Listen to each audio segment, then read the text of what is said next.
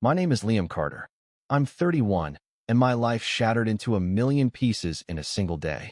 My parents left my younger brother a sprawling estate worth $1,200,000 in the heart of Chicago.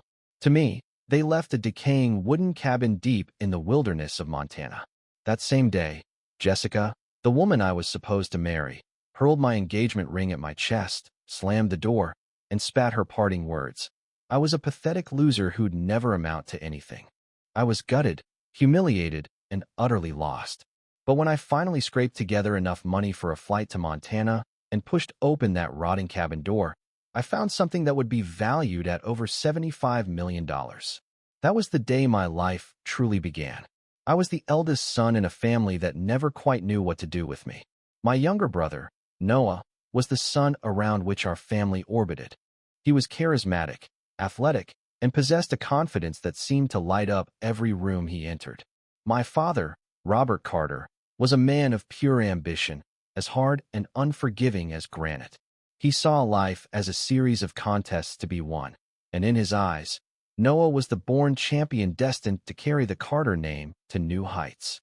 My mother, Eleanor, was the gentle heart of our home, a quiet presence whose love was undeniable but whose voice never rose to challenge my father's decrees. Noah was their pride and legacy. I was just their obligation.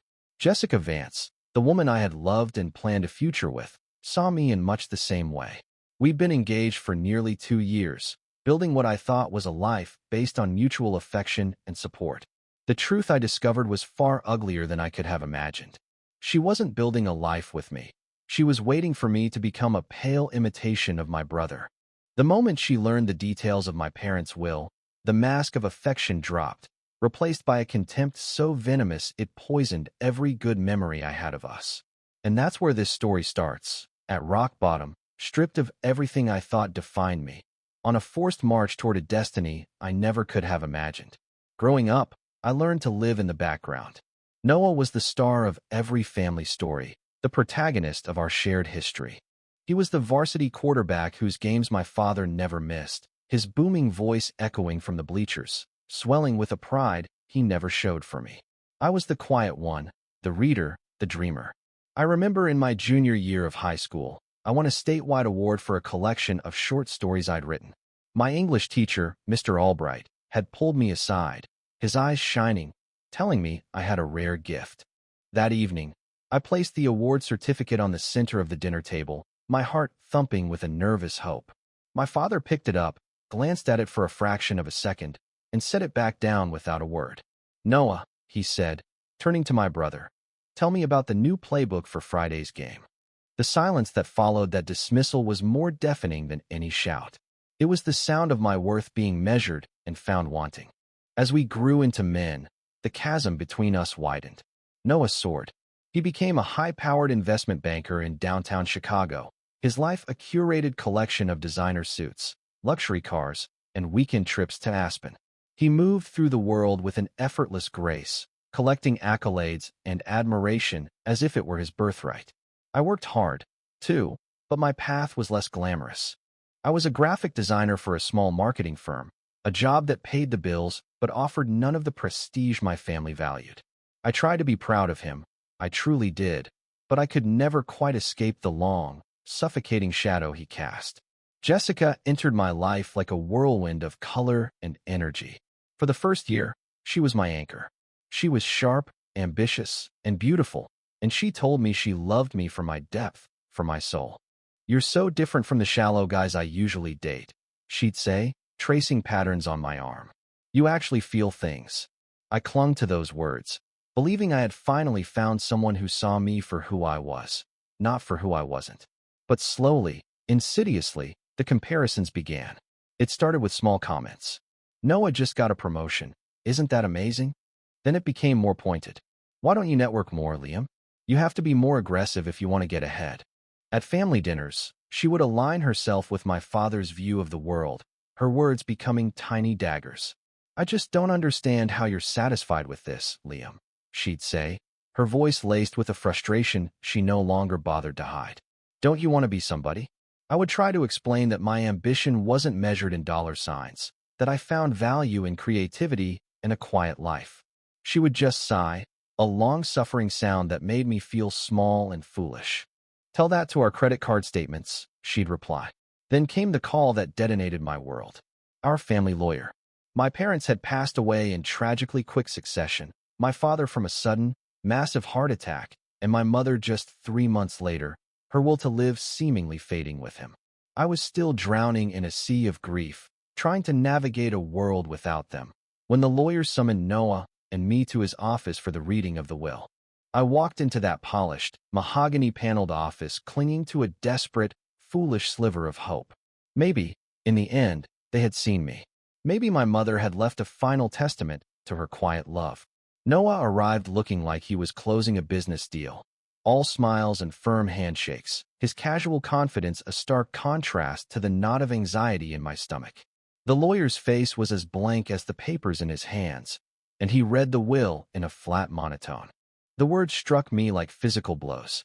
To Noah Robert Carter, the family estate in Lincoln Park, Chicago, valued at $1,200,000. The majority of their investment portfolio, the contents of their savings accounts. And to me, Liam Samuel Carter, the deed to a remote cabin and the surrounding 5 acres in Flathead County, Montana. That was it. No emotional postscript, no explanation. Noah got the mansion. I got the forgotten shack.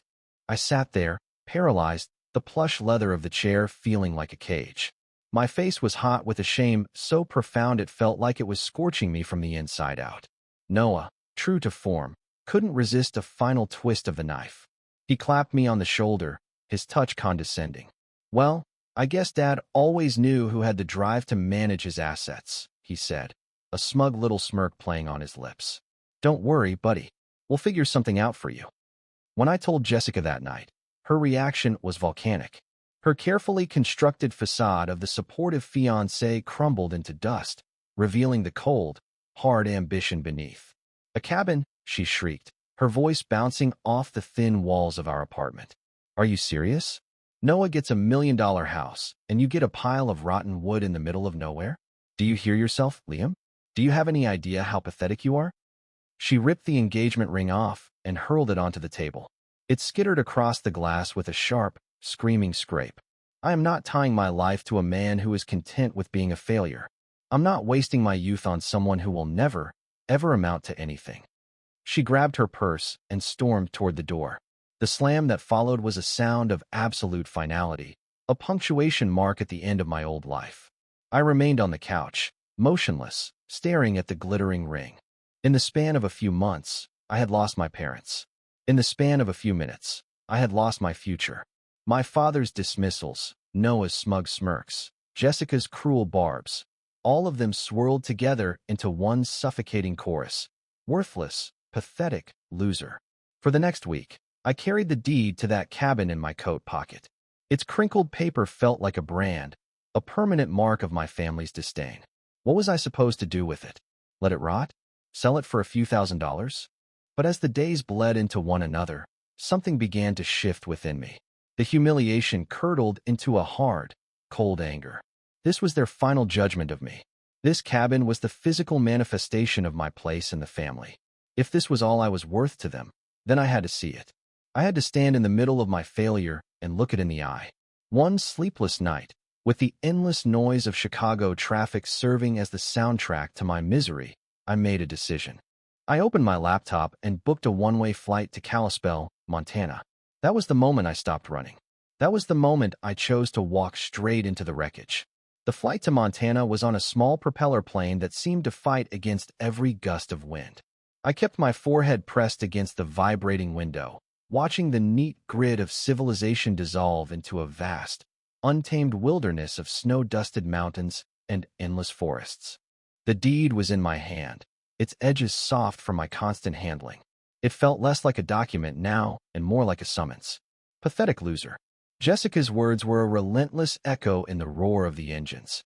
The air that greeted me on the tarmac in Kalispell was so cold it felt like a physical slap, stealing the breath from my lungs. A grizzled driver I'd hired, a man named Hank with a face like a road map of hard winters, loaded my single duffel bag into his ancient pickup truck. The drive took hours, winding along icy roads that hugged the edges of frozen lakes and plunged deep into dense pine forests. The world outside my window was beautiful and terrifyingly empty. Finally, Hank pulled over where the plowed road simply ended. "This is as far as I go," he said, pointing into a thicket of trees. "Trail starts there. Cabin's about a mile and a half in. Good luck." I paid him, hoisted my bag onto my shoulder, and took my first step into the profound silence of the Montana wilderness. The only sounds were the crunch of my boots in the deep snow and the ragged rhythm of my own breathing. The cold was a living thing, seeping through my coat and gloves, biting at any exposed skin. When the cabin finally came into view, my stomach dropped. It was worse, so much worse, than I had ever imagined. It wasn't just old. It looked defeated, like it had given up long before I arrived. The porch roof sagged at a dangerous angle. One of the front windows was a gaping hole stuffed with old rags, and the exterior wood was a blackened, splintered mess. It looked less like a home and more like a monument to decay. A single, bitter laugh escaped my lips. It was perfect. It was the inheritance a man like me deserved. I dropped my bag and shouldered the front door open. The screech of the rusted hinges was a sound of protest from a place that had been left to die. The air inside was a thick, stagnant cocktail of dust, damp, and mouse droppings. Broken furniture lay strewn about like the aftermath of a violent struggle. A thick layer of grime covered every surface. In the main room, what might have been a sofa was now just a skeleton of wood and springs, its stuffing pulled out and scattered. I found a relatively stable-looking wooden chair and collapsed into it, burying my face in my hands. "This is what they thought of me," I whispered, my own voice sounding small and foreign in the silence. "This is my value." I had a wild urge to call Noah, to hear him gloat, to give him the satisfaction. I knew exactly what he'd say. He'd laugh that easy, confident laugh and tell me that Dad was right about me all along. The thought of it was more painful than the biting cold. That night was the longest of my life. I laid out my sleeping bag on the floor of the least damaged room, the one where the roof seemed most intact. As darkness fell, the old cabin came alive with unsettling sounds. The wind howled through the cracks, making the broken window rattle like chattering teeth. Every creak of the ancient would send a jolt of fear through me. Was this it? Was I going to be crushed to death in my own pathetic inheritance? I pulled the sleeping bag over my head and waited for a morning I wasn't sure would come. I woke to a world of absolute stillness. The small fire I'd managed to build in the stone fireplace had died, and a deep, penetrating cold had settled into my bones. I stumbled outside. My breath plumed in the frigid air. I was utterly alone. There were no roads, no neighbors, no one for miles. For a fleeting moment, panic seized me. I could just leave. I could walk back to the road, hitch a ride, and never look back. But the image of Noah in his Chicago mansion, of Jessica laughing with her friends about her loser ex-fiancé, solidified my resolve. I could not go back defeated. That single thought became my fuel. I went back inside and began to work, driven by a fury I hadn't known I possessed. I started clearing the debris, my movements jerky and aggressive. Every broken chair I dragged outside was a stand-in for my father's dismissiveness. Every cloud of dust I swept up was a manifestation of Noah's smug superiority. Every stuck drawer I pried open was a blow against Jessica's cruelty. I wasn't working with a plan. I was just moving, channeling years of repressed anger and hurt into physical labor. There had to be a reason for this. There had to be something more than just a cruel final joke. It was a flimsy hope, but it was the only thing I had. By the second evening, my body ached in ways I'd never experienced, but my mind felt strangely clear. The rage had burned down to a steady, determined ember. I was pulling up a disgusting, mold-eaten rug in the main room when my fingers brushed against something cold and hard. I pulled the rest of the rug away and saw it. A small, flush-mounted iron ring set into a square section of the floorboards. My breath caught hard, like the air itself had frozen inside me. I knelt, my sore knees protesting, and hooked my fingers through the ring.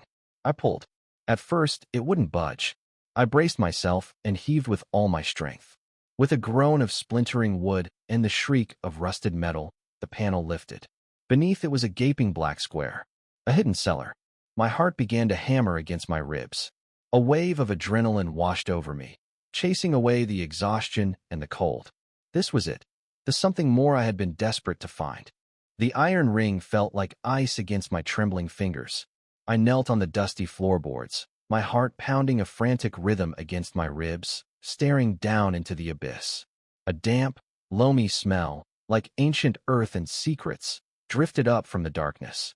A part of me, the part that had been beaten down for 31 years, screamed that it was nothing, just an old root cellar, probably filled with spiders and rot.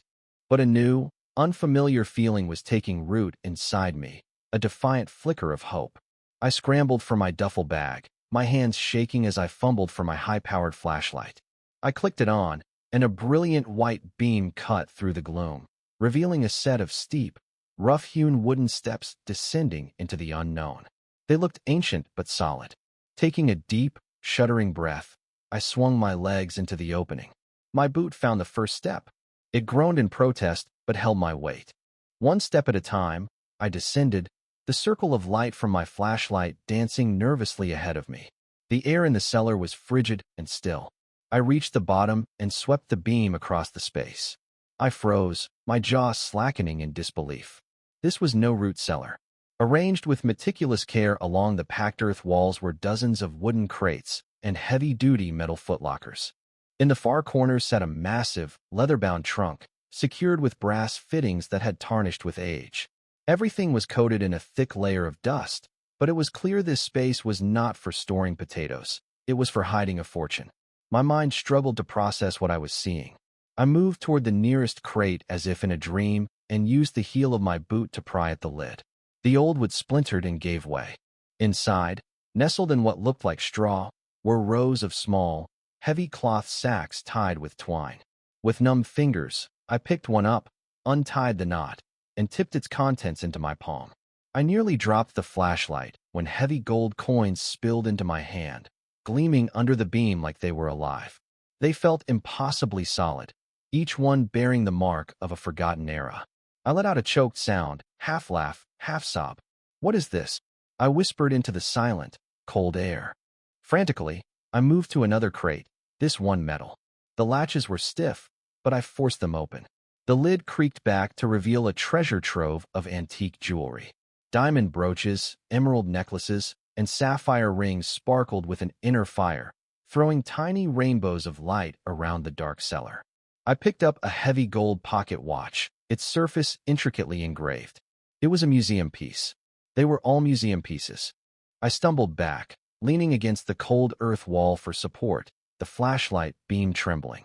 The truth was beginning to dawn on me, so immense and world-altering that I could barely contain it. My parents hadn't left me a worthless pile of junk. They had left me a secret, a legacy. The weight of it was staggering, not just because of its monetary value, but because of what it implied. For once in my life, it wasn't Noah they trusted.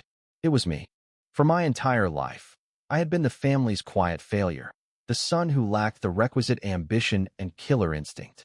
Yet here, in this hidden chamber, was the undeniable proof that they saw something else in me.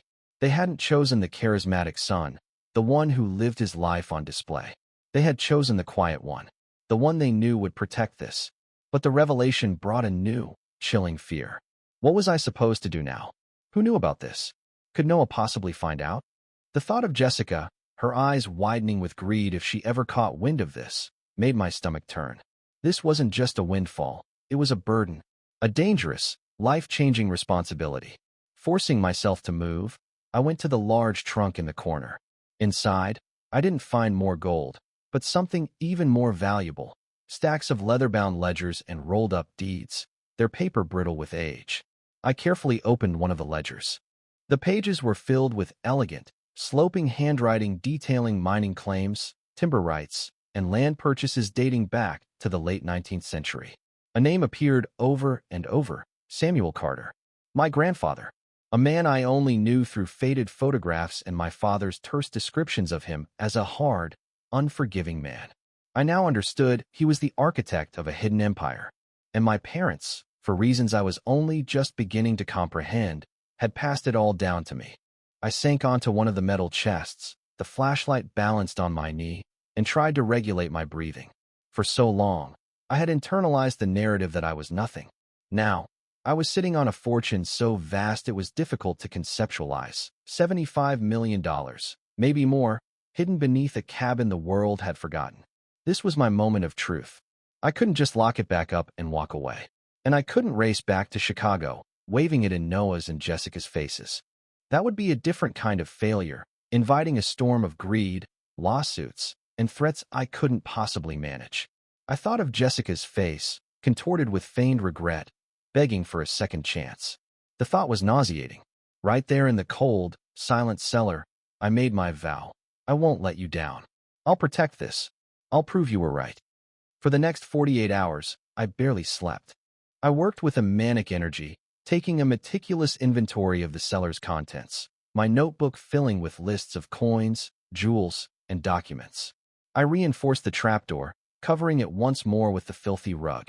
Then I turned my attention to the cabin itself, patching the broken window with a spare piece of plywood, cleaning the fireplace, and clearing out the debris. Each small act of repair felt like an act of defiance, a way of taking control not just of the property, but of my own life. My mind, once clouded with self-doubt, felt sharp and focused. This was about more than money. My parents had seen me as the steady hand, the protector, even if they had never been able to say it. Perhaps my father's relentless criticism wasn't about my weakness, but a twisted attempt to forge strength in me. Perhaps my mother's silent glances held a depth of understanding she could never articulate. Standing in the center of that ramshackle cabin, I no longer felt like a discarded son. I felt like a guardian. The corrosive bitterness that had poisoned my heart for years began to recede. Jessica's words still echoed, but now they burned as fuel, not poison. Noah's smug face still haunted my memory, but now it only strengthened my resolve to be more than the shadow he thought I was. That night, when I finally lay down on my sleeping bag, the cabin didn't feel like a prison. It felt like a fortress, and I realized the turning point of my story wasn't just finding the treasure. It was the moment I understood that I finally had the power to define my own worth, and I was more than ready to use it. In the days following the discovery, a profound shift occurred within me. One evening, sifting through my grandfather's ledgers, I found a sealed envelope tucked between two brittle pages. My name was written on the front in my mother's familiar, elegant script. My hands trembled as I carefully opened it. "My dearest Liam," the letter began. "If you are reading this, then your father and I are gone, and you have found what we left for you. I pray you understand that this cabin was never a punishment. It was a trust. Your father always saw Noah's ambition, but he also saw his recklessness. He saw a son who valued the appearance of success over its substance. In you, he saw a different kind of strength, not one of loud victories, but of quiet resilience, of patience, and of heart. We knew you would be the one to protect this legacy, to honor it, not to squander it on fleeting luxuries. Forgive us for the silence, for the path that led you here. It was the only way we knew. We love you more than you could ever know. Your mother." Tears streamed down my face, blurring the precious words. All those years, I had craved a single word of validation. All those years, I had interpreted their silence as disapproval. And here, in her own hand, was the truth. They had seen me. They had believed in me all along. I clutched the letter to my chest, the paper absorbing my tears, and felt the last vestiges of my old, broken self fall away. I was not the leftover son. I was the chosen one. That very night, as if on cue, my phone buzzed with a call from Noah. I let it go to voicemail. His message was slick with condescending pity. "Hey, Liam. Just checking in on you in your little wilderness retreat. Look, I'm closing a huge deal, then heading to Italy for a couple of weeks. When I get back, let's talk about getting you out of that dump. Sell it for scraps. It's embarrassing." I listened to his voice and felt nothing but a distant sadness for him. He was living in a world of glass and steel, chasing a definition of success that was hollow at its core. I deleted the message. I didn't need his help. I didn't need his approval. A few days later, a text from Jessica appeared. "Liam, I've been thinking so much. I was awful. I miss you. Can we please talk?" I stared at the message, the memory of her screaming, pathetic loser, as vivid as if it had happened 5 minutes ago. She didn't miss me. She was bored, or perhaps her new prospect hadn't worked out. She was sniffing around for a familiar comfort. I held my thumb over the screen and, without a moment's hesitation, blocked her number. For the first time, walking away from her felt like an act of power, not pain. I began making discreet inquiries, contacting geological surveyors, historians, and appraisers under an assumed name. The feedback that trickled in confirmed my suspicions. The gold and artifacts were priceless, but the documents, the old mining and timber rights on federal land, were the real treasure. They were potentially worth an order of magnitude more than the physical assets. My grandfather had been a visionary, and my parents had been wise guardians. Now, the mantle had passed to me. I stayed in that cabin for 2 more months, repairing it with my own hands. I fixed the roof, replaced the broken window, and even managed to get the old water pump working. Every swing of a hammer, every nail I drove, felt like I was rebuilding myself. The cabin transformed from a symbol of rejection into a sanctuary, a home. When I finally flew back to Chicago, I was not the same man who had left. I walked differently, held my head higher. The bitterness was gone, replaced by a quiet, unshakable purpose. I didn't need to tell anyone my secret. The knowledge of it was mine alone, a source of strength that radiated from within. The greatest treasure in Montana wasn't the gold or jewels. It was finally realizing I'd spent my whole life chasing validation from people who could never give it. My parents had given it to me in the only way they knew how, not with words, but with a profound and silent trust. They hadn't left me a rotting cabin. They had left me the keys to my own life. They broke me down to my lowest point only to give me the chance to build myself back up, stronger and truer than before. Jessica was right about one thing. The man who left Chicago might have been a loser, but the man who came back was not. That cabin in Montana changed everything. What felt like rejection became the greatest gift of my life. If this story resonates, hit like and share it with someone who needs a reminder of their own worth. Tell me in the comments, would you have sold it all for luxury or honored the trust and built a legacy? And don't forget to subscribe for more stories of hidden strength. Sometimes the greatest treasures aren't underground. They're inside us, waiting to be found.